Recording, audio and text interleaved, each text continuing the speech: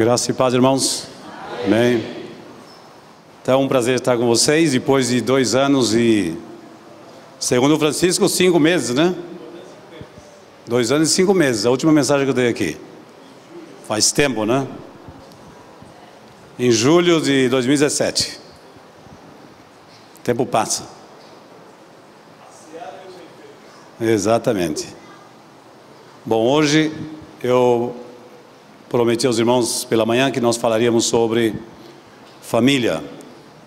Família que é a base da sociedade, da igreja da sociedade. A família que foi a primeira instituição criada por Deus. Antes de qualquer outra instituição, a primeira que Deus criou foi a família. Antes que houvesse comunidade, antes que houvesse um Estado, antes que houvesse qualquer instituição na terra, antes que houvesse igreja, houve família. A igreja está composta por famílias. E por isso é que eu gostaria de falar hoje sobre família, sobre relacionamento de família, ou relacionamento como princípios de relacionamento para a família. É interessante, não só interessante, não, que é uma realidade em nossos dias. As famílias estão cada vez mais sendo atacadas, deterioradas. As mudanças sociais que têm havido nos últimos anos, décadas e anos, têm contribuído para que as famílias sejam cada vez mais dilaceradas, divididas, distanciadas. As redes sociais, como um dos fatores que têm contribuído nas últimas décadas para que as famílias se distanciem, apesar de estar próximas, não estão juntas. Tudo isso faz com que tenhamos que refletir um pouco sobre a família, e é sobre isso que eu gostaria de falar no dia de hoje. O tempo que nós tivermos para poder dar alguns fundamentos sobre relacionamento familiar. Eu creio que todo mundo se preocupa, de uma forma geral, pelo funcionamento das suas famílias. Se preocupa pelo relacionamento, se preocupa, em certa forma, pelas dificuldades que todos temos em uma família, para nos relacionarmos. E é por essa razão que eu vou falar hoje sobre 4 fundamentos, 4 princípios ou fundamentos que sustentam essa relação. Sim, o que nós devemos fazer para que a nossa relação familiar, relação matrimonial, tudo começa com o casal e logo com os filhos.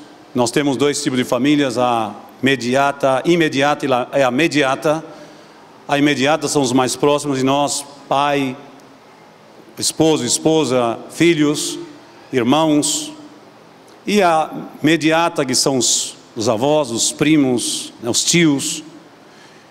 Então, eu vou me ater mais bem ao que é a família no seu sentido mais imediato. Porque, em realidade, é onde nós encontramos as maiores dificuldades dentro do relacionamento da família imediata. Aqueles com quem nós convivemos diariamente, aqueles com quem nós compartilhamos, aqueles com quem nós nos relacionamos dia após dia. O primeiro fundamento para um bom relacionamento familiar, ou matrimonial ou de casal, é conhecimento. Nós vivemos no tempo da luz e no tempo da informação. Todos temos informação. O conhecimento, a base do conhecimento e o princípio do conhecimento tem a ver com a informação. Conhecimento é informação. Você não pode ter conhecimento sem informação. Notamos uma ignorância muito grande dentro do relacionamento familiar. E não estou falando de incrédulos, estou falando em famílias cristãs, onde todos os membros participam de uma igreja, onde todos passaram por um processo de conversão, de arrependimento, mas melhorar as relações familiares ainda é um desafio muito grande para a maioria dos cristãos. Então, o conhecimento. Nós sabemos que se vamos fazer uma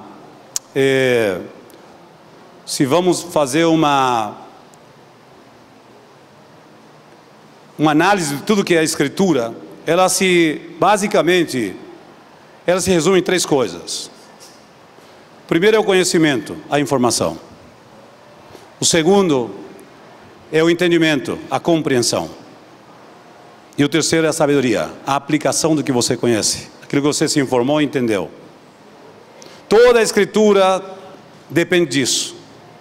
Tudo na vida depende disso. Se vocês forem no dicionário e ver, e nós depois vamos falar que o terceiro fundamento do relacionamento chama sabedoria.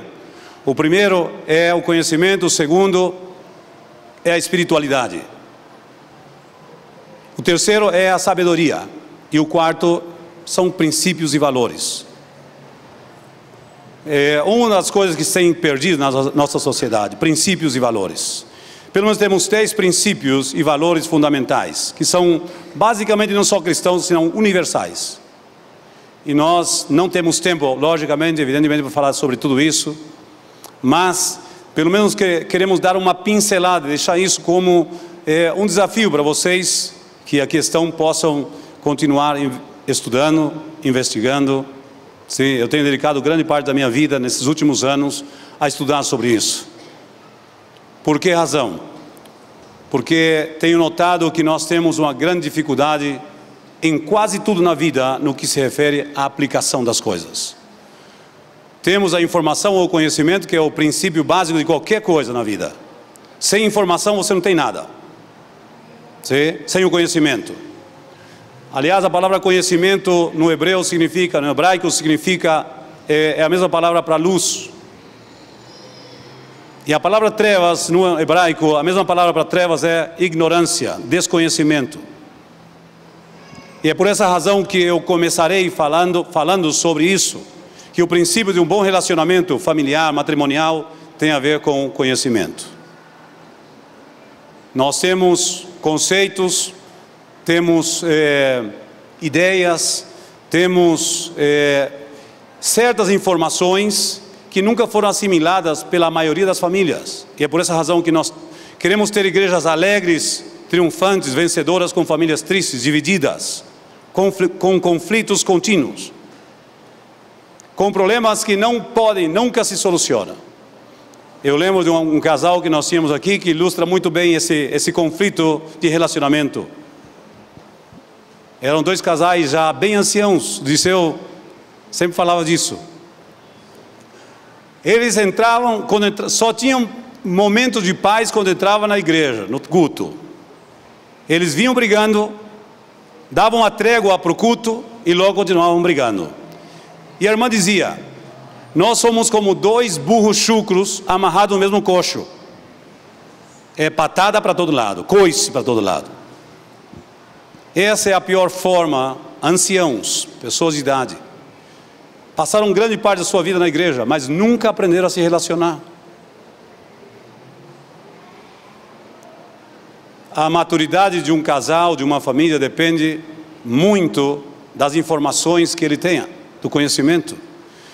Nós temos conhecimento nunca processado, nunca entendido, porque se você não entende aquilo que você recebe como informação, você jamais poderá aplicar, ou seja, jamais terá sabedoria. Como dizia, se você for no dicionário, a sabedoria significa simplesmente a aplicação do conhecimento. É fazer aquilo que você sabe. Isso é sabedoria. Então nós falaremos um pouco sobre isso e vamos à Escritura para isso, porque o nosso maior fundamento é a palavra de Deus. Então a maioria das pessoas estão muito preocupadas com seus problemas familiares, problema de relacionamento, principalmente, e querem melhorar a sua relação.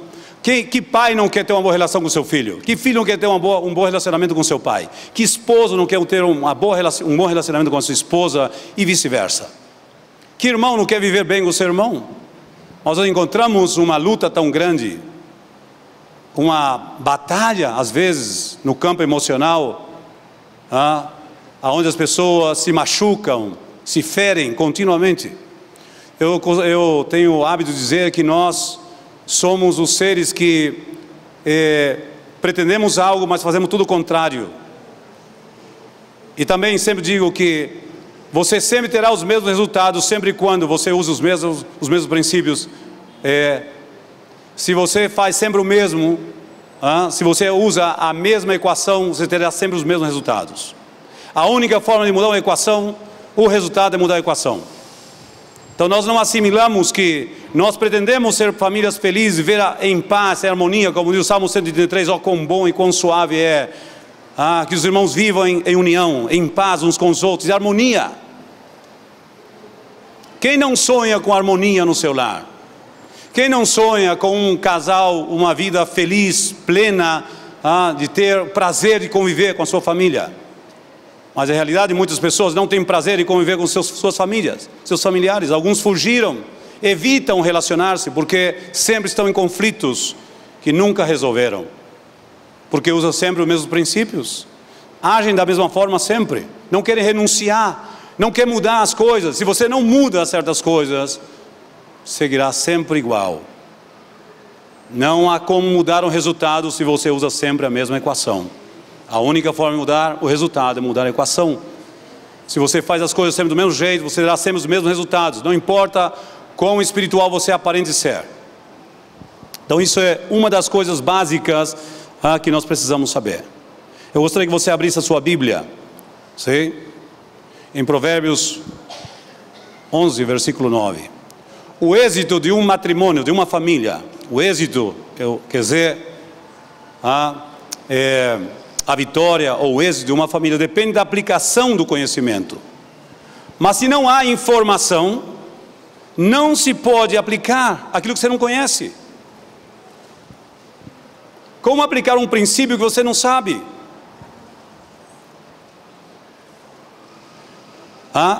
Por isso a exortação que nós temos aqui, Provérbios 11, versículo 9.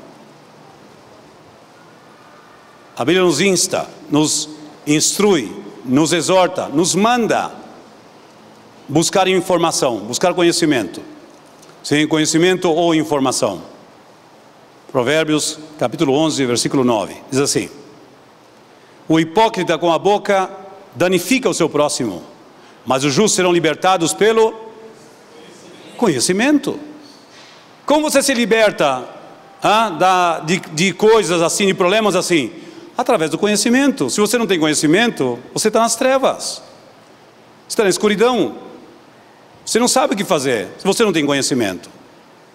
E isso se aplica em qualquer área da tua vida. O conhecimento é o fundamento e o princípio para qualquer coisa na vida. Você, se não sabe juntar as letras, você não pode formar palavras. Você está nas trevas com relação às coisas, com relação ao que é a leitura. Você não pode ter informação, você não tem acesso à informação, se você não sabe ler. Então, se você não tem acesso à informação, você não tem acesso ao entendimento, à compreensão. Se você não tem acesso à compreensão, ao entendimento, você jamais terá forma de praticar aquilo que você não sabe, que você não aprendeu, que nunca você assimilou. É um princípio, sim? Então, Provérbios 11, versículo 9, o hipócrita com a boca danifica o seu próximo, mas os justos são libertados pelo conhecimento. Muito bem. Passamos ao seguinte texto, sim? 18:15. Provérbios 18:15.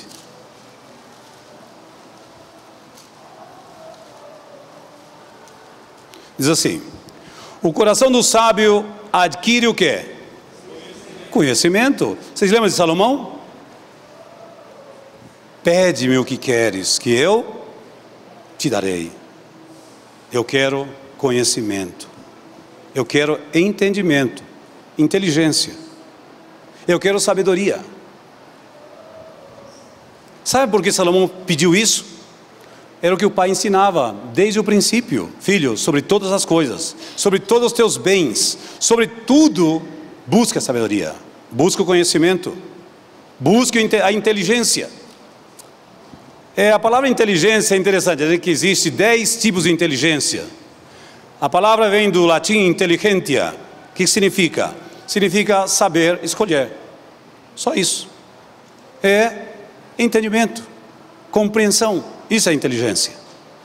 É saber discernir, diferenciar as coisas. Agora, inteligência emocional, inteligência musical, inteligência espacial, inteligência intelectual, inteligência artificial. Há 10 tipos de inteligência. Não temos tempo para falar sobre isso. Mas uma das coisas mais importantes em um relacionamento tem a ver com a inteligência emocional. Você pode ser muito inteligente intelectual e péssimo na inteligência emocional. Explode à toa, não controla as suas emoções, não tem domínio próprio. Muitos casais sofrem consequências sérias, terríveis, por falta de inteligência emocional, maturidade. Sim? Então, muitas vezes nós não temos acesso. Então, 18:15 diz isso: o coração do sábio adquire o conhecimento e o ouvido dos sábios busca o quê? A ciência, conhecimento. Muito bem, passamos ao seguinte texto. Não temos muito tempo, vamos acelerar. 24, versículos 4 e 5. Provérbios ainda, sim? Provérbios 24, versículos 4 e 5. Um varão sábio, o que é? É forte. Um varão sábio é forte. E o varão de conhecimento consolida a força. Sabe usar a força. O poder, a força sem conhecimento é como um burro, que tem uma força imensa, mas não tem inteligência para usar. A inteligência é mais do que a força, do que o poder. Então, o conhecimento, olha o que diz aí. Diz assim: o varão sábio é forte, o varão que de conhecimento consolida a força, sabe utilizar, manipular, manejar a força. 6. Porque com conselhos prudentes tu farás a guerra e a vitória na multidão de conselheiros, as informações. 7. Que eu falei? 4 a 5, tá bom. 24, versículo 4 e 5, tá bom, é só isso. 4 eu não li, eu li, sim? Sim, desculpe, o 4 pulei. Pelo conhecimento, versículo 4, 24, 4. E pelo conhecimento se encherão as câmaras de todas as substâncias preciosas e deleitáveis. Pelo conhecimento. Que dá o conhecimento? Riqueza. Quem são as pessoas mais ricas hoje? Aqueles que dominam o conhecimento de várias coisas. Se você é ignorante, você sempre vai ser escravo de outro. Sempre vai ser servo de outros. Sempre vai trabalhar para os outros. Por quê? Porque você não se preocupou em se formar, em ter conhecimento, adquirir conhecimento, em obter a informação necessária para que você pudesse ter a tua independência. O dinheiro te domina. Você é escravo do dinheiro. Como eu sei que eu sou escravo do dinheiro? Quem manda no mundo hoje é o dinheiro. As pessoas, eu costumo dizer que as pessoas geralmente passam 12 horas do seu tempo para ter o dinheiro. Alguns 14, até 18 horas atrás do dinheiro. Quanto tempo você passa diante de Deus? Agora, por que você não pode passar mais tempo diante de Deus? Você tem que correr atrás do dinheiro. E algumas pessoas faltam aos cultos porque têm que ganhar dinheiro. O dinheiro domina a tua vida. Há pessoas que são muito amáveis fora das suas casas por causa do dinheiro. O dinheiro compra a sua amabilidade, o seu bom trato. Sim, Senhor, como não, Senhor? Mas em casa, a tua família é tratada no casco. É tratada mal. Por quê? Porque o dinheiro compra a tua amabilidade. O chefe, o patrão, o que compra, o freguês, tem sempre razão. Você tem que se conter, tem que dominar as tuas emoções, tem que se abaixar a cabeça e tem que dizer sim, Senhor. Não, Senhor. Em casa não. Por quê? O dinheiro compra a tua amabilidade. Você se vende por dinheiro. vai passar horas, vai trabalhar extra por dinheiro. Por quê? Por quê? Temos que adquirir conhecimento, inteligência. Então o varão, diz a palavra, pelo conhecimento se encherão as câmaras de todas as substâncias preciosas e desejáveis. Quer dizer, você terá tudo o que você quiser, se você tiver conhecimento. Grande parte das nossas vidas deveríamos passar recebendo conhecimento, para depois passar o resto das nossas vidas desfrutando daquilo que nós podemos ter pelo conhecimento. O conhecimento te traz tudo. Então o conhecimento é o primeiro pilar, é o primeiro fundamento do relacionamento. Se você é ignorante, você sempre vai tratar as pessoas mal. Se você não tem conhecimento daquilo que você deve, como você deve ser, como esposo, como esposa, como filho, o grande problema da maioria tem a ver com a falta de aplicação daquilo que sabe. Somos nécios, sim? Quando nós não aplicamos o que nós sabemos, não é isso? O que ficou sobre a areia, o que era? Nécio. Quem era o nécio? O que aprendeu, obteve a informação, entendeu, mas não aplicou. Quem é o sábio? O que escutou, recebeu a informação, assimilou, entendeu a informação, teve compreensão e aplicou. Esse é o sábio. O nécio, ele só escuta, só retém a informação, mas não aplica. Em qualquer área da tua vida. Você tem um lugar na Bíblia dado por Jesus de nécio, se você não aplica o que você conheceu, o que você aprendeu, o que você recebeu. Porque a sabedoria é a aplicação do conhecimento. Há pessoas na igreja que têm muito conhecimento, informação, não tem sabedoria. Por quê? Porque não aplica. É nécio, edifica sobre areia. É nécia. As coisas na vida só funcionam se você aplica. Nada na vida funciona só por saber acerca delas. E no que tem a ver com o culto, com a igreja, nós aprendemos a ouvir e não fazer. Nós sabemos, e aí é onde eu poderia abrir um parênteses para falar sobre fé, acerca de fé e entendimento, ou fé e pensamento. A maioria das pessoas creem que nós somos o resultado do que cremos. Não é assim. Eu também pensei muitas vezes assim, até que entendi que nós somos resultado, segundo Provérbios capítulo 23, que nós somos daquilo que nós pensamos, não daquilo que nós cremos. Muitos creem que tem que fazer isso, tem que fazer aquilo, mas não fazem, porque seus pensamentos são contrários ao que crê. A Bíblia diz que tal como o homem é, como o homem pensa, assim ele é. Quer dizer, nós somos resultado do que nós pensamos, não do que nós cremos. A maioria dos cristãos vivem uma contradição contínua entre o que crê e o que faz. Porque ele crê uma coisa, mas termina fazendo aquilo que ele pensa, não o que ele crê. Não diz a Bíblia que tal como o homem crê, assim ele é. Diz tal como o homem crê, como o homem pensa, assim ele é. Portanto, uma das primeiras coisas que deve acontecer em tua vida, para mudar a tua vida, se chama metanoia, em grego. O que é metanoia? Mudança de mentalidade ou de pensamento. Você não muda se o teu pensamento não muda. A tua atitude não muda porque você crê, muda porque você muda o teu pensamento. Muitos creem que tem que dar o dízimo, nunca deram, porque o seu pensamento diz não. Você não sabe o que vão fazer com o teu dinheiro?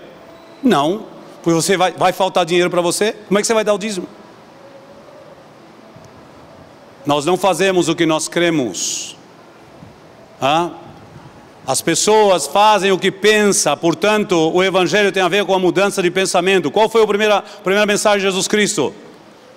Arrependei-vos e crede no Evangelho. O que é arrepender-se? Arrepender-se é mudar de atitude, mudar de pensamento, mudar de vida, mudar de forma de ser. Isso é arrependimento. A maioria das pessoas, dos crentes, tem remorso. O que é remorso? Reconhece o erro, tem convicção do pecado, mas não muda. Não muda por quê? Porque ele sigue alimentando os pensamentos que têm a ver com a vida errada. Se você não muda a tua forma de pensar, jamais mudará a tua forma de ser. Por isso tem que haver uma metanoia, mudança de mentalidade. Se a tua forma de pensar, você vai no médico, o médico diz que você tem que fazer isso, isso e isso, se você quiser melhorar a tua qualidade, a tua saúde. O que você diz? O que você pensa? Está blefando. Sabe o que eu falo? Eu costumo falar para os nossos irmãos lá em Assunção. Eu falo que os médicos, os bons médicos, não os mercenários, que são muitos hoje em dia, não aqueles que vivem e trabalham só por dinheiro, não buscando o bem-estar das pessoas. Falo dos médicos que são humanos, que têm algo de querer o bem do seu próximo, que usa a profissão para isso. Serve muito para ganhar dinheiro, mas não só o dinheiro. Ela pensa no bem-estar. Eu costumo dizer que eles são os nossos pastores da saúde. Porque eles velam pela nossa saúde, como vão dar conta, porque passa alguma coisa conosco, há consequência para eles. Então, os médicos são para nós como verdadeiros pastores da nossa saúde. Assim como há pastores da nossa alma, e nós devemos obedecer aos nossos pastores, e a Bíblia manda. Qual é o interesse dos médicos? Que nossa qualidade de vida melhore, que nós possamos sair de certos quadros perigosos. Eu digo que muitas pessoas morrem por negligência. Sabem o que tem que fazer, mas não fazem. Eu digo, você é nécio. Você vai ao médico para saber a opinião dele, paga caro para a consulta, só para saber o que ele pensa, o que ele te manda fazer. O problema é que você não faz. Então a tua desobediência, você paga caro por ela. As consequências é até a morte. Há pessoas que morreram porque não foram prudentes, não fizeram caso aos médicos. E eles falam, se você não fizer, vai acontecer isso. Eu não creio nos médicos, eu creio em Deus. Eu também creio em Deus. Mas os médicos foram colocados por Deus também para ajudar-nos, senão o que seria da humanidade hoje? Deus opera com os exércitos celestiais, de forma sobrenatural, e com os moradores da terra. Então nós devemos aprender a obedecer. Nós, os pastores, queremos que nossos ovelhas obedeçam, mas nós queremos obedecer às nossas autoridades na saúde. Se ele fala não come, as pessoas me perguntam, como é que você perdeu 17 quilos em 4 meses? Obedecendo a minha pastora da minha saúde, que é uma irmã, uma cristã, uma excelente médico. Ela me disse, você tem que fazer isso. Eu obedeço. Eu faço. Mas é difícil? Não é difícil. Simplesmente se trata de disciplina. Se trata de que nós entendamos as consequências graves que podemos ter. Eu não quero ser inútil para Deus, porque já não posso caminhar, porque já não posso fazer isso, porque a minha saúde não me permite. Eu amo a minha família. Se eu amo a minha família, eu devo cuidar da minha saúde, porque são eles os primeiros a sofrer, que tem que cuidar de uma pessoa em cadeira de roda, uma pessoa que não pode se valer por si mesma, por negligência.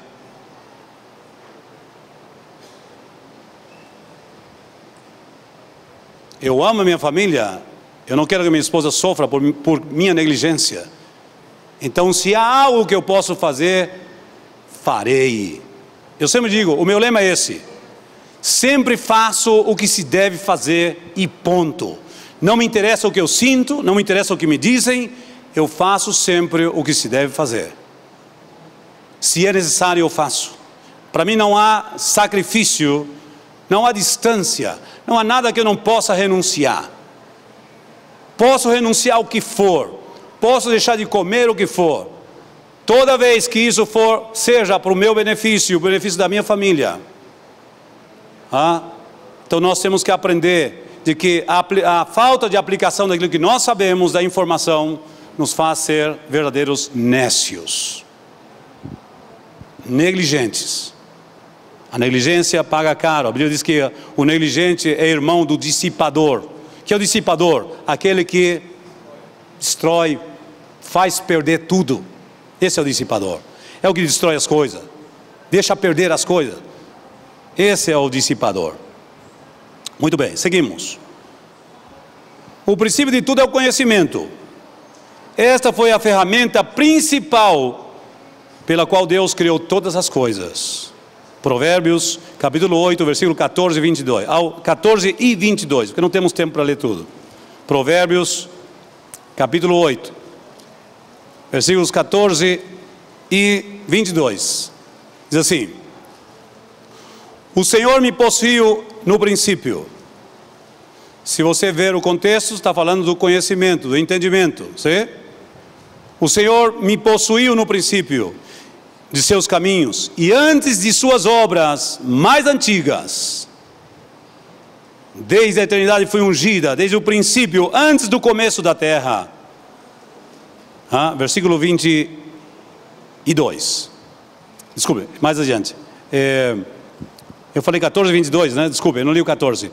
Meu é o conselho e a verdadeira sabedoria. Eu sou o entendimento, ou a inteligência.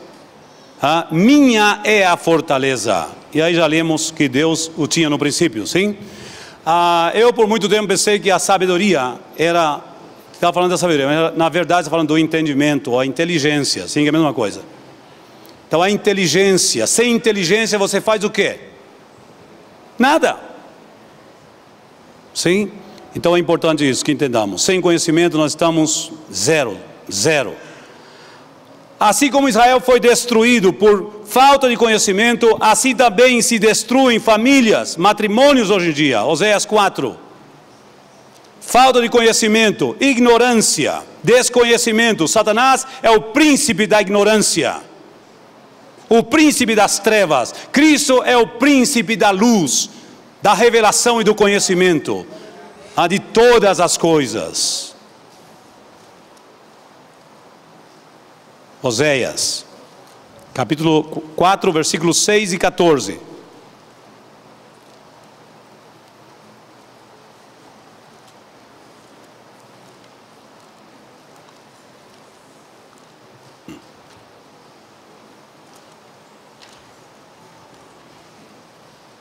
Diz assim a palavra.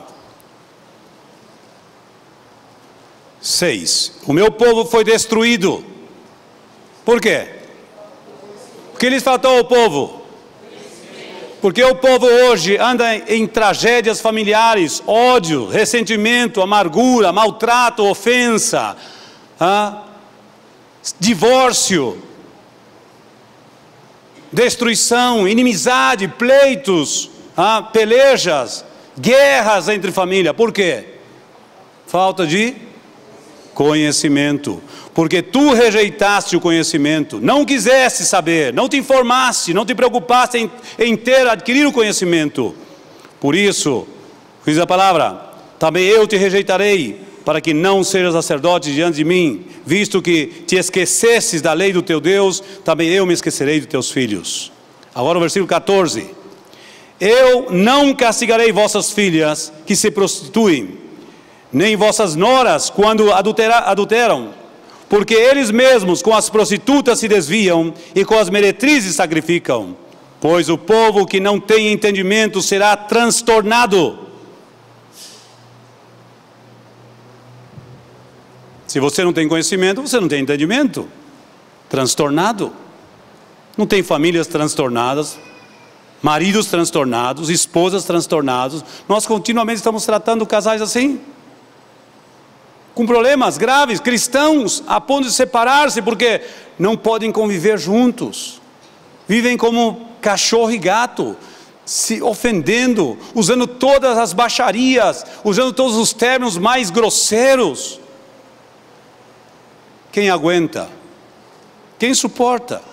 Quem quer viver assim? Nem cachorro vive assim. Até o cachorro é sensível quando você dá amor, carinho, afeto.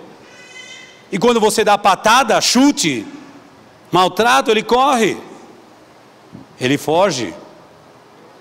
Se você joga ácido nas pessoas, as pessoas vão correr de você. Mas se você usa mel, se você usa afeto e carinho, elas vão atrair. Atrai. se você joga ácido, ofensa, maltrato, desrespeita, as pessoas vão correr de você. Por isso que há netos que não querem saber dos avós, há filhos que correm dos seus pais, evitam relacionar-se, porque só para brigar, só para desentendimento, só para problema. Então evitam. Por que razão? Por falta de conhecimento. Nós, apesar de toda a informação que nós temos hoje, mais do que nunca na Terra, hoje há informação, as pessoas continuam amarradas à ignorância, ao desconhecimento, porque não querem conhecer. Sabe o que a maioria das pessoas pensam? Se eu não sei, não tenho responsabilidade. Mas se eu souber, a minha responsabilidade aumenta. Quer dizer uma coisa para vocês. Há uma lei, aqui no Brasil também, que chama a lei da inexcusabilidade. Conhece essa lei? Nenhum cidadão tem desculpa de não saber a lei, tem a obrigação de sabê-la. Se você não sabe a lei, você é condenado igual que sabe. Por quê? Porque você, segundo a lei, é inexcusável.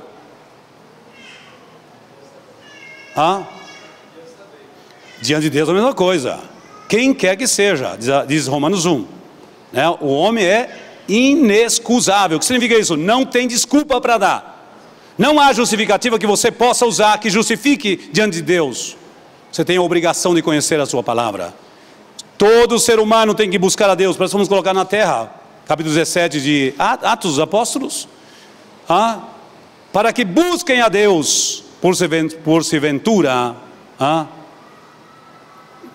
palpando, possa encontrá-lo.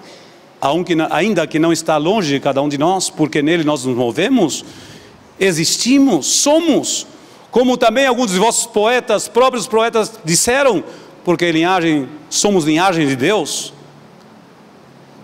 procedemos de Deus. Então não há desculpa para ninguém. Então não use essa desculpa barata, porque você será condenado diante da lei. Eu não sabia que não tinha que fazer isso. Problema teu, a lei vai te condenar igual. Não tem desculpa da lei. Não tem nenhuma desculpa que você possa utilizar que justifique. O nécio aborrece o conhecimento e despreza o conselho. Não busca informação ao crer-se sábio, em sua própria opinião. Eu sei, eu já sei. O que alguns de vocês dizem quando alguém prega? Eu já sei. Eu poderia estar ensinando isso. Vamos ver se você sabe. Provérbios, então, 1:7. Provérbios 1:7. É melhor dizer, eu sei que nada sei. Porque se eu penso que sei, eu jamais buscarei a informação e o conhecimento. Mas se eu sei que não sei, eu tenho opção e possibilidade de buscar saber aquilo que eu não sei. Não há mais, diz a palavra que o nécio é mais sábio do que 7 sábios, em sua própria opinião. Provérbios capítulo 1, versículo 7. Diz assim a palavra: o temor do Senhor é o princípio da sabedoria ou da ciência. Os loucos desprezam a sabedoria e a instrução. Quem despreza a instrução é louco, é nécio. 19:2 de Provérbios ainda, 19:2. Diz assim: assim também ficar a alma sem conhecimento não é bom, e o que se apressa com os seus pés peca. A alma ficar sem conhecimento não é bom, é a pior coisa para a alma, porque a nossa alma foi criada por Deus para isso, para crescer em informação, em inteligência, em conhecimento. O Ivan falava hoje aqui de manhã sobre o propósito, né, de Deus criar o nosso espírito, que é, ou seja, eu iria um pouco mais além. Deus criou o nosso espírito para ter comunhão com Ele, evidentemente, comunhão espiritual. Deus criou nossa alma para ter comunhão intelectual conversar, comunicar. Uma pessoa uma pessoa que não usa a sua razão, a sua inteligência, ela não pode se comunicar. Então, para ter contato com o mundo intelectual, nós precisamos da nossa alma. E criar o nosso corpo para ter contato com o mundo físico. Então, cada parte do nosso ser tem um propósito em si. O espírito para ter comunhão, contato com as coisas espirituais. Acesso ao espiritual. A nossa alma ter contato, acesso ao mundo intelectual. E o nosso corpo ter contato e para ter acesso ao mundo físico. Bom, seguimos. Vamos acelerar. Então, o conhecimento. Nós passamos à seguinte etapa do nosso estudo, sim? Que é o segundo fundamento, espiritualidade. Eu sei que todo mundo, ou a maioria das pessoas, tem conceitos sobre espiritualidade. Na verdade, o meu conceito sobre espiritualidade é muito simples. Sim, porque a primeira pergunta é: como adquirir espiritualidade? Quais são os meios que produzem espiritualidade em nós? Por quê? Chego à conclusão que um casal, uma família sem espiritualidade não funciona bem. Assim como sem conhecimento. Como assim? O que é uma pessoa espiritual? Vamos começar por aí. Vamos definir isso. O que é uma pessoa espiritual? Uma pessoa que canta em cantos espirituais, que adora com os olhos fechados, que levanta as mãos, canta música lenta. Não. Isso é louvor. Sim? Uma pessoa espiritual, ou uma pessoa que fala línguas, interpreta, que Deus usa. Não, senhores. O conceito simples de uma pessoa espiritual é aquele que normalmente vive, anda, pratica os frutos do Espírito. Sim? Eu já muitas vezes ensinei sobre isso aqui. Sobre a diferença, uma árvore. Uma árvore, todos sabemos, tem folhas. É o que dá beleza a uma árvore. Uma árvore sem folha, só com galho, é feio. Os dons espirituais, na verdade, nos dá habilidades para poder servir a Deus. É aquilo que nós podemos fazer pelo poder de Deus. Os dons espirituais, são 9. Eu divido em 3 grupos. O grupo de revelação, palavra de conhecimento, palavra de sabedoria e discernimento de espíritos. O grupo de poder, milagres, cura e fé. E o último grupo, que são os dons de locução, que é variedade de línguas, interpretação de línguas e profecia. São 9 dons espirituais. Essas são habilidades, é o poder que Deus nos dá para quê? Para fazer a sua obra. São as ferramentas. Tá? Há pessoas que são muito bons profissionais com mau caráter. São um especialista naquilo que ele faz porque usa bem as ferramentas, mas é péssimo em relacionamento, é péssimo como pai, é péssimo como filho. É um verdadeiro rabugento ou rabugenta. Frustrada, frustrado, pessoa que dá de mal com o mundo, com todo mundo, nem consigo mesmo está bem, sempre está de cara feia, sempre está de mau humor, mal-humorada, mas é um excelente profissional, tem habilidades, mas é péssimo no seu caráter. Sim, os frutos do Espírito têm a ver com o caráter de Cristo em nós. Os dons têm a ver com o poder de Cristo em nós. É o que nós podemos fazer pela fé. E os dons se manifestam por fé, evidentemente. Todos eles. Sim?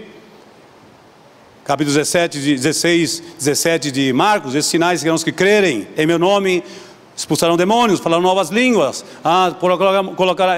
Tomarão nas mãos serpentes.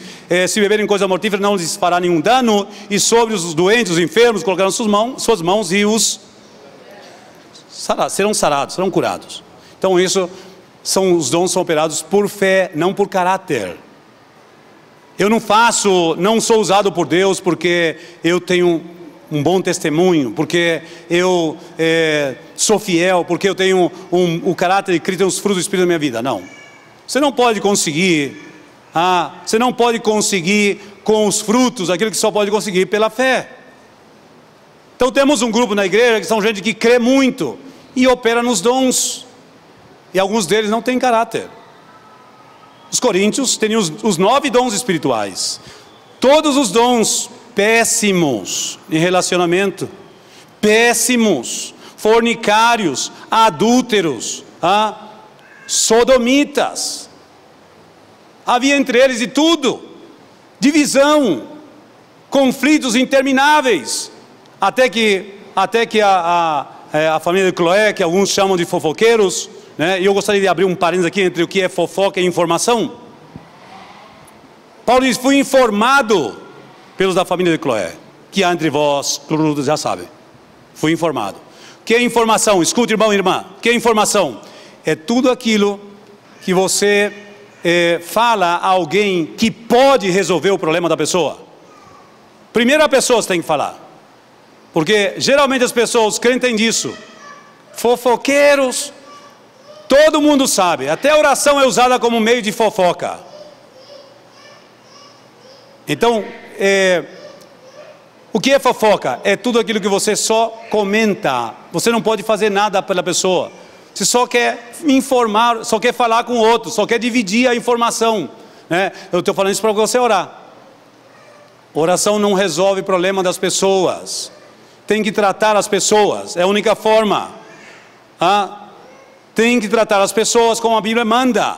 Primeira instância, fala com teu irmão. Segunda instância, leva uma pessoa ou duas com você. Terceira instância, convoca a igreja. Quarta instância, fora da igreja. Simples, assim de simples. Então escutem, por favor.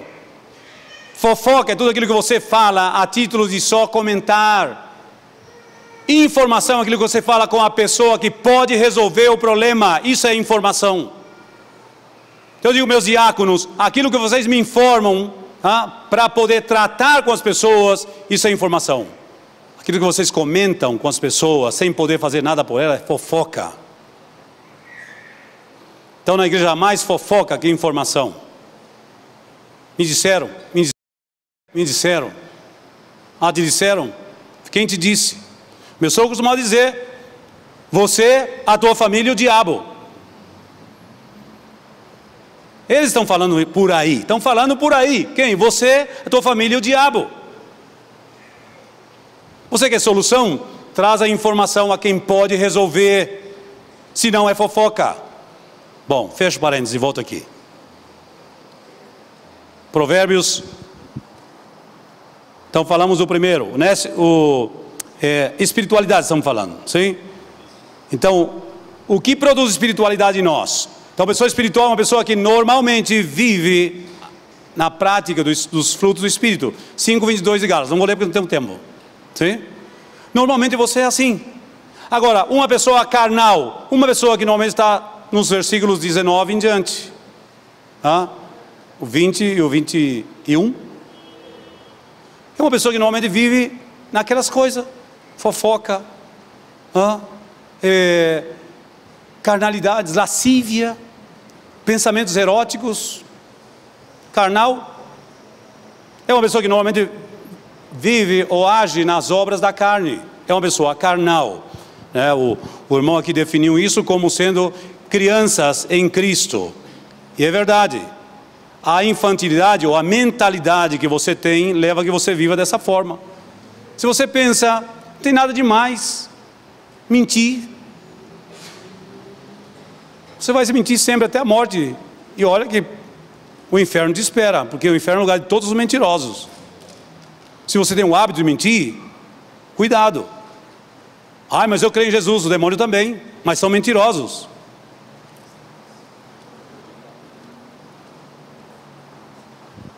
Então, espiritualidade. Como adquiro espiritualidade? De 3 formas. Primeira forma de adquirir espiritualidade: comunhão com a palavra de Deus. O que é a palavra? João 6,63. A carne para nada aproveita, o Espírito é que dá vida. As palavras que eu tenho falado são Espírito e... Então o que produz vida em nós espiritual? A palavra, porque é Espírito e vida. Jó diz: prezei a tua palavra mais do que o alimento da minha boca. Jesus disse ao diabo, quando o diabo disse a Jesus: se és o Filho de Deus, fala, manda essas pedras se transformem em pães. Que respondeu Jesus? Nem só de pão viverá o homem, mas de toda a palavra que saia da boca de Deus, disso viverá o homem. Do que vive o homem espiritualmente? Vou fazer uma comparação. Você, se não se alimenta, o teu alimento físico é a comida, é o que dá vida biológica. Se você já comer, você morre. O que dá vida ao teu espírito é a palavra. Se você já se alimentar da palavra, você morre espiritualmente. Tem um nome que está vivo, mas está morto. Não tem vida, porque a palavra é quem dá vida. Fomos ressuscitados, regenerados por ela, é ela quem produz vida em nós. Se você não tem comunhão com a palavra, você está morto.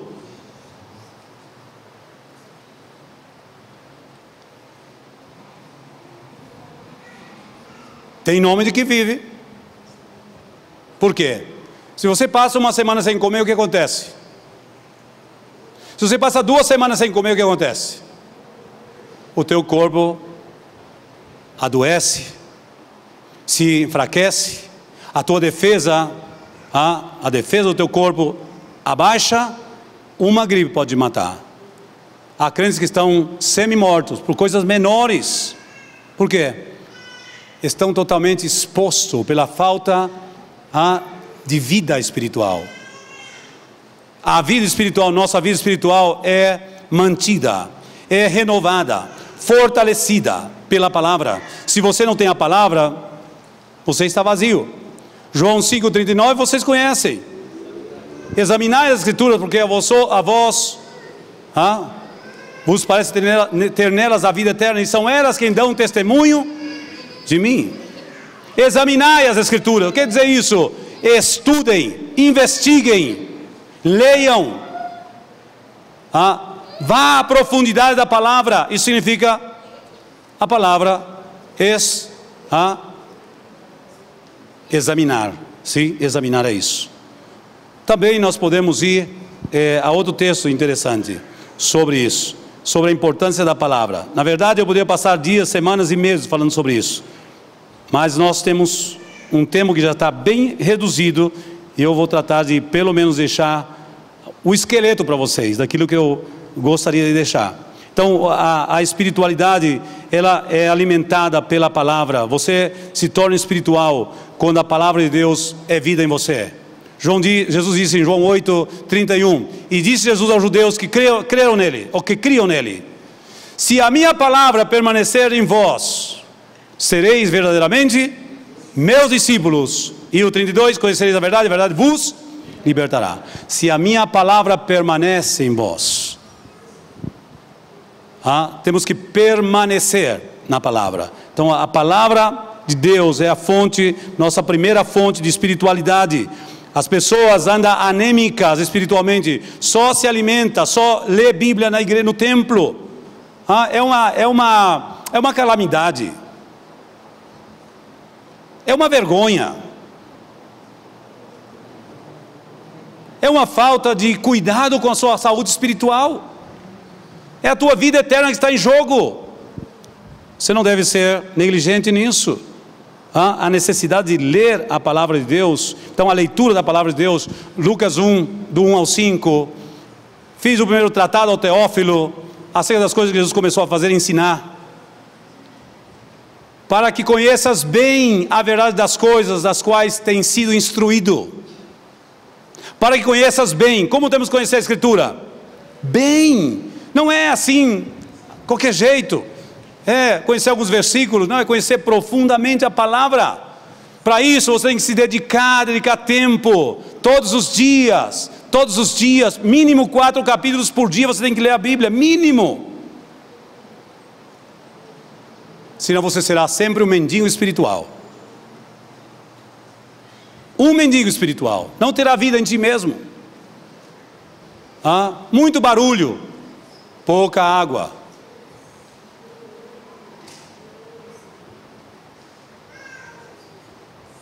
Ler a palavra é a primeira maneira como você pode adquirir a espiritualidade. Número 2, congregando-te. Congregar-se. Hebreus 10:25. Não deixando de congregar-vos, como alguns têm por costume. Há crentes que têm o costume de não congregar-se. Você não deveria perder nenhum culto na tua vida, nenhum dia. Deveria ser uma exceção por casos gravíssimos de doença, saúde e impossibilidade. Só impossibilidade física. Deveria amar, desejar, como diz o salmista, né? E como diz também Paulo a Timóteo, porque com quem você deve se congregar? Paulo diz a Timóteo, com aqueles que de coração puro invocam o Senhor. Você deve se congregar em um lugar onde a palavra é ensinada, onde você recebe o alimento, a instrução, o conhecimento, onde você pode manifestar os teus dons, o teu serviço, onde você pode ser útil a Deus. Você necessita se congregar. Os crentes de hoje são turistas, não têm hábito de se congregar, evitam se congregar. Qualquer desculpa barata é válida. É uma vergonha. É uma vergonha, mas é uma vergonha universal. E vou dizer por quê. Tem uma irmã que foi nos Estados Unidos para conhecer a igreja de Salt Lake City, onde estava o Marzuite, e agora já não está mais o Danilo já saiu daí. Ela foi visitar. Ela disse que nas quartas-feiras eles têm um culto semanal. Eles não filmam, eles não passam nada, sabe por quê? Não passa de 100 pessoas. Você vê essa igreja no domingo, tem mais de 5.000 pessoas. Quarta-feira tem 100 pessoas, máximo 200. É que o pessoal trabalha. Sim, para eles ganhar dinheiro é mais importante se congregar. O dinheiro é o dono deles, não Deus. É mamão. Mas eu preciso. Que tanto você precisa do dinheiro? Você precisa mais do dinheiro do que aprender, do que adorar, do que ministrar o teu Deus. É mais importante o dinheiro para você? Quer dizer que eu vou renunciar ao meu trabalho? Pois eu renunciei muitos trabalhos, não porque eu sou pastor, senão porque eu odeio não congregar-me. Eu, quando me converti, o meu deleite maior da vida era estar congregado. Sempre foi assim, e até hoje, e sempre será. Quando eu tinha que estudar nas quartas-feiras, para mim era a maior tortura da minha vida, porque eu tinha que escolher. Eu tinha que estudar, tinha que terminar os meus estudos. Então, eu tive que renunciar aos cultos. O meu coração estava aqui. Todas as quartas-feiras, eu estava lá, pensando aqui. Até que me libertei. Não vi a hora de terminar os meus estudos para voltar outra vez a me congregar. Por quê? Porque eu tenho prazer em me congregar. Eu tenho prazer de adorar o meu Deus. Eu tenho prazer de escutar a palavra. Eu tenho prazer de abraçar os meus irmãos, de estar com eles, na comunhão. Isso é um crente saudável. Um doente evita. O doente não tem forças. Você recebe, você cresce espiritualmente, porque é onde Deus envia a bênção dele. Na comunhão, no congregar-nos. Não deixando de congregar-vos, como alguns têm por costume, mas exortando-os. Quanto mais você vê que aquele dia se aproxima, o dia final, o dia do juízo. Salmo 133, quão bom e quão suave é o quê? Os irmãos viverem juntos em união, em comunhão. Diz que, vamos ler. Diz assim, versículo 2, é como óleo precioso, é uma unção que existe. Na comunhão a unção, a vida, a poder. Precioso sobre a cabeça, que desce sobre a barba de Arão, e que desce até a orla das suas vestes, como o orvalho do Hermon, que desce sobre os montes de Sião, porque ali o Senhor ordena a bênção e vida para sempre. Terceiro, oração. Como eu adquiro espiritualidade? Orando. Comunhão. Eu costumo dizer que a oração é a nossa conexão. Sim? E escute bem isso. Todo ser vivo, para ter vida, tem que estar conectado à fonte da sua vida. Sim? Os peixes estão conectados à fonte da vida deles. O que é a fonte da vida deles? A água. Se você tira ele da água, o que acontece? Ele morre. As plantas estão conectadas à terra. Essa é a fonte da vida dela. Se você tira a planta da terra, o que acontece com ela? Morre, porque ela tem que estar conectada. A oração é a nossa conexão com o nosso Pai. A primeira coisa que Deus deu a Adão, antes de mulher, antes de domínio, foi a sua presença, a comunhão. Sim? Éden. O que significa Éden? Presença. Porta aberta, lugar de deleite. No hebreu significa isso. Éden significa isso. Não é um lugar físico, é uma dimensão espiritual. Você pode ver Éden aqui na terra. Presença. O homem foi criado para funcionar bem na presença de Deus. Fora da presença o homem não serve, é inútil. Nós só funcionamos bem conectados com o nosso Pai. Sem Ele nada podemos fazer. Sem Ele nada teremos.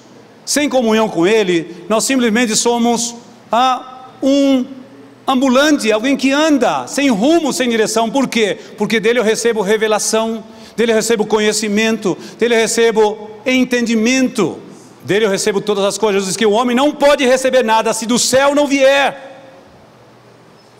A palavra Abba em aramaico significa fonte. Quando vocês se conectem com sua fonte. Quando eu me conecto? Quando eu oro. E quando oreis, Jesus diz, quando oreis, entrem no seu aposento, no seu quarto. Fechada a porta, fala com o teu pai que está em secreto.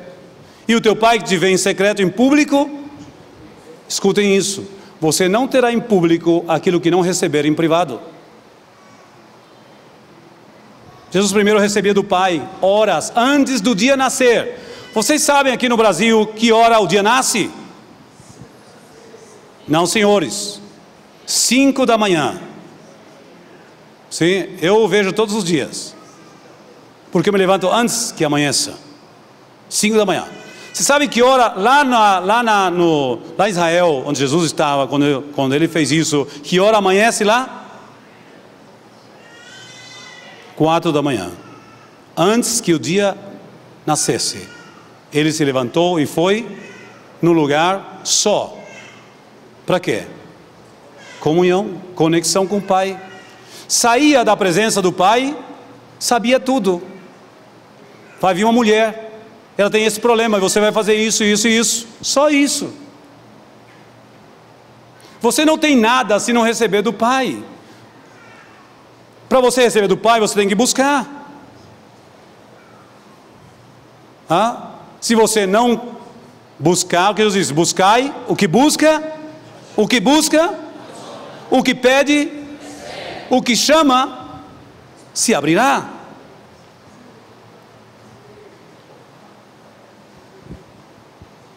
Irmãos queridos, eu tenho falado com muitos líderes aqui, pastores.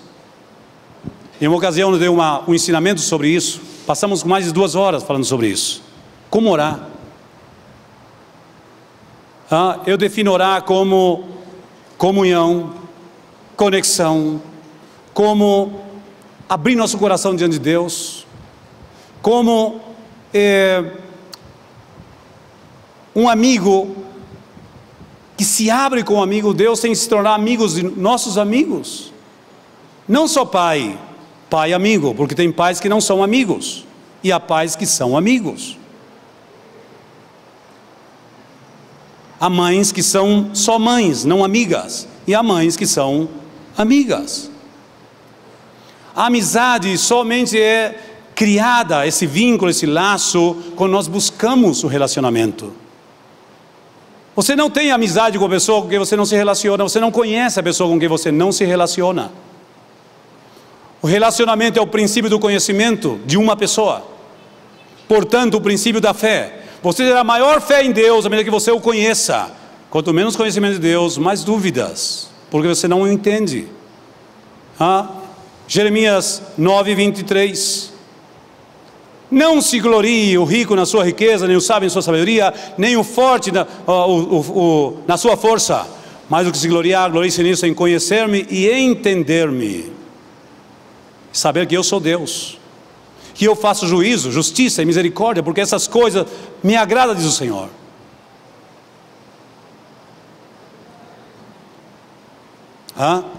1:9 de 1 Coríntios.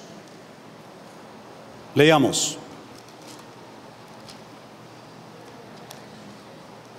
Eu estou falando de Coisas que produzem espiritualidade em nós. Oração. 1:9 de 1 Coríntios. Diz assim: fiel é Deus, pelo qual fostes chamados, para quê? Para quê? Compartilhar, interagir. Você interage com Deus? Você escuta Deus? Você entende Deus? Você conhece a Deus? Ou você só vê os sinais e não sabe como acontece, porque você não tem intimidade com Ele? Intimidade. Oração é intimidade. Por isso é privado. Eu e Deus.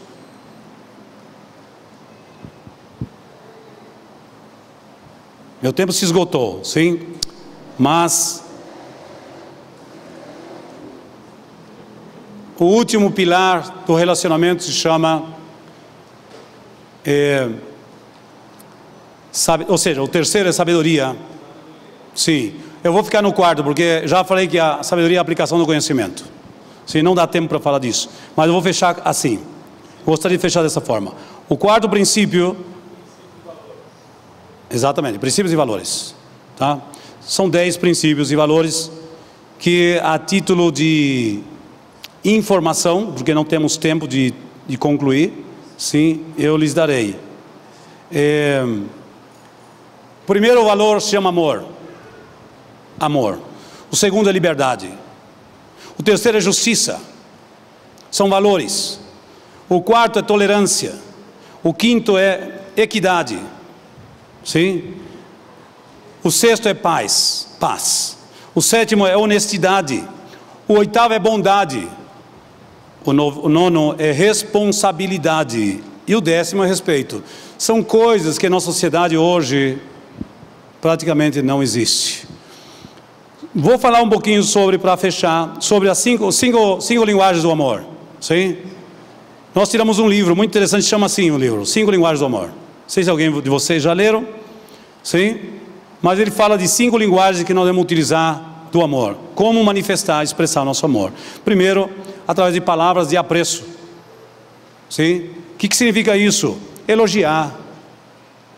Se você ama, você elogia. Você declara palavras de afeto. Sim? Palavras boas.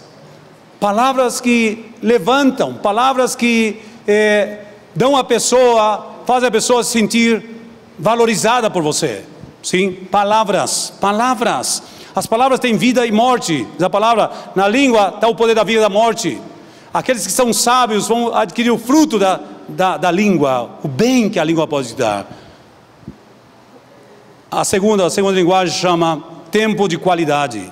É você dedicar tempo à pessoa que você ama. Tua esposa, esposo, filhos, dedicar tempo. Dar tempo exclusivo para eles. Onde você se separa para ele, é teu tempo. Esse é o nosso tempo. Não é para estar vendo mensagem, é o nosso tempo de qualidade. Se você ama, você dá tempo de qualidade. A terceira linguagem, desfrutar cada momento com a pessoa. Isso é uma linguagem do amor. Estar juntos, desfrutar um do outro. Conversar, se alegrar, rir, contar histórias, recordar coisas boas da vida, trazer à memória as coisas que trazem paz, alegria ao teu coração, compartilhar. A terceira linguagem do amor são, ou melhor dito, o segundo, tempo de qualidade. O terceiro é presente. Dar presente. Presentear a pessoa. Quanto tempo faz você dar um presente para a tua esposa, para o teu esposo, para o teu filho, para o teu pai? Dá presente. Diz que o presente te conduz à presença dos grandes. O presente tira a ira, acalma o furor da pessoa. Somente com presente. Dá um presente para a pessoa que te ofendeu. O quarto é uma atitude de serviço. O que ama, serve. Tem atitudes de serviço, coisas pequenas.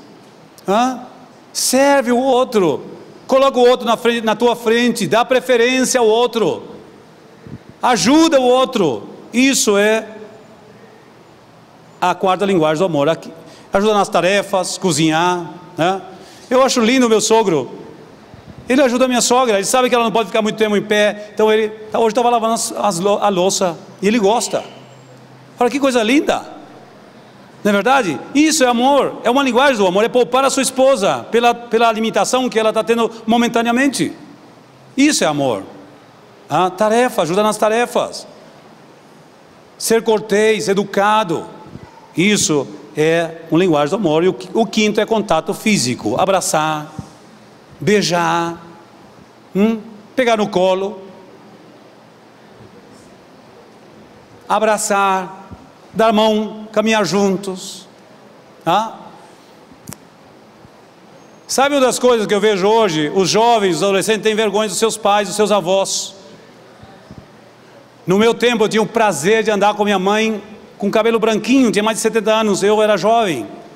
Eu dava um para ela e caminhava por todo lugar. Minha honra, andar com minha mãe na mão dela. Por quê? Eu a amava. Nunca senti desprezo pela minha mãe, nem pelo meu pai. Quem ama não despreza. Quem ama dá afeto, carinho, de verdade. Não se envergonhe, irmãos. A tua avó é aquilo que você será o dia da manhã. Honre os cabelos brancos. Abrace.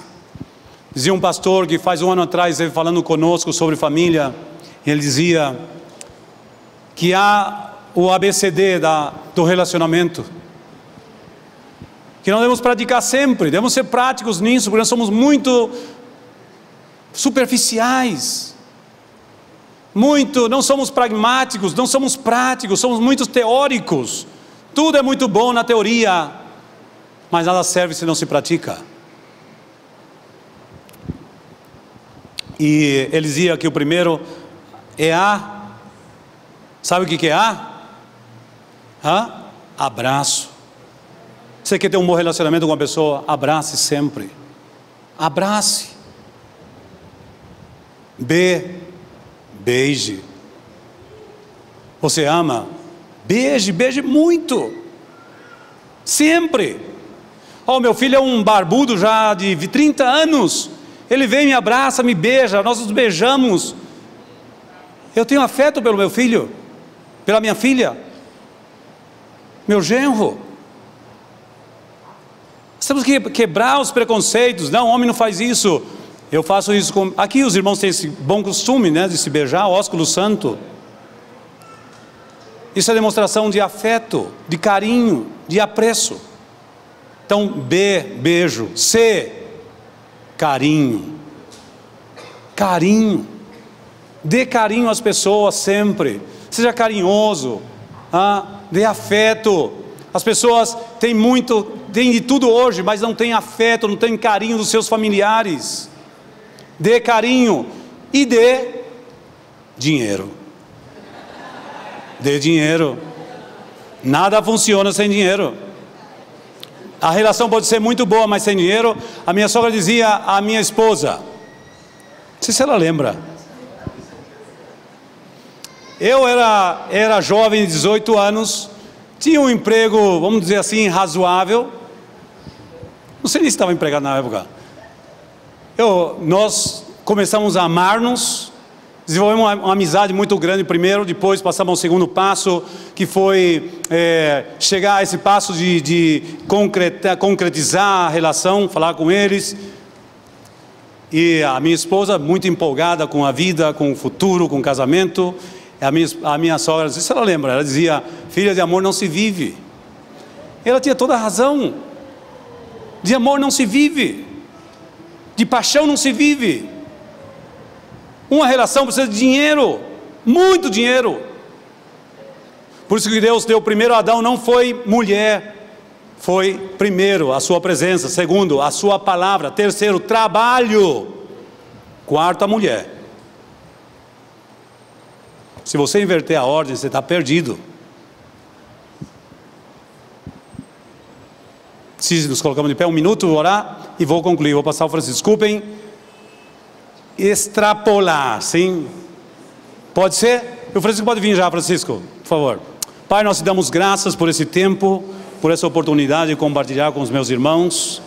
Ajuda-nos, Senhor, a ser mais práticos do que teóricos. Ajuda-nos a pôr em prática aquilo que nós precisamos para mudar o nosso relacionamento. Os nossos precisam de amor, de afeto, de carinho. Não palavras de condenação, de juízo, que eles já sabem. Ajuda-nos a conter a nossa boca, porque a tua palavra diz que o homem sábio domina os seus lábios, contém as suas palavras. Ajuda-nos, Senhor, a ser sempre daqueles que deixam o juízo para ti. Não lançam juízo nem condenação, porque tu não viesses nem sequer condenar, tu viesses a salvar, buscar e salvar o que se havia perdido. Dá-nos o equilíbrio, o entendimento, a inteligência, dá-nos voltar a esses valores e princípios que são necessários para que nossa família possa ser, e nosso lar possa ser um pequeno pedaço do céu aqui na terra, onde nós possamos realmente demonstrar, como diz a tua palavra, nisso todos saberão que sois meus discípulos, se tiveres amor um pelos outros. Dá-nos amar menos, amar mais, julgar menos. Dá-nos abraçar mais, rejeitar menos, Senhor, cada dia.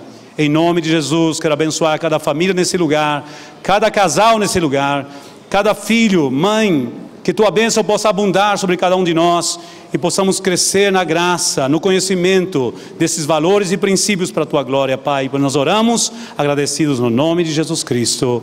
Amém.